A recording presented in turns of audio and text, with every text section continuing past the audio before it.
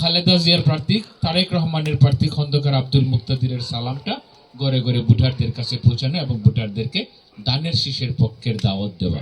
এইখানের মানুষগুলো এত জরাজীর্ণ যোগাযোগ ব্যবস্থার মধ্যে আছে। আমরা মনে করি প্রথম ধাপ, প্রথম কাজ এবং সবচেয়ে প্রথম নৈতিক দায়িত্ব হবে কোন নির্বাচিত প্রতিনিধি যদি আগামী দিনে এইখান থেকে নির্বাচিত হয়, তার মনের ভিতর থেকে, তার দায়িত্ববোধ থেকে, তার প্রতিজ্ঞা থেকে, তার কর্মকৌশল থেকে প্রথমেই ধাপ হবে এই অঞ্চলের যোগাযোগ ব্যবস্থার উন্নয়ন করা। এটা আমাদের প্রতিপাদ্য ওয়াদা হওয়া উচিত। লীগের নামে অনেক গুন্ডামি আর সান্ডামি আমরা এখানে দেখেছি, অনেক সান্ডামি দেখেছি, অনেক মাস্তানি দেখেছি। তাদেরকে আপনারা ধরা উচিত ছিল এবং এই রাস্তাঘাটের সাথে তাদেরকে নিয়ে হাঁটে দেখা উচিত যে রাজনীতি করতে হলে মাস্তানি করতে হয় না, দাপট দেখাতে হয় না, ক্ষমতা দেখাতে হয় না, দৃশ্যমান গুন্ডামি করতে হয় না।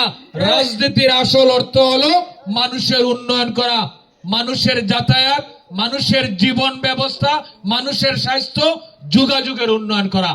আজকে যে আমাদের 42 থেকে 50 জনের যে পাড়া কমিটি হয়েছে, যেই মুরব্বিয়ানদের নেতৃত্বে, যুবকদের নেতৃত্বে এবং মহিলা বোনদের নেতৃত্বে যে পাড়া কমিটি হয়েছে, আমরা আপনাদেরকে কথা দিয়ে গেলাম দায়িত্ব দিয়ে এই পাড়া কমিটির এই নেতৃবৃন্দের নেতৃত্বে আগামী নির্বাচনের পরে আমরা এই এলাকার উন্নয়নের সূচনা ঘটাবো।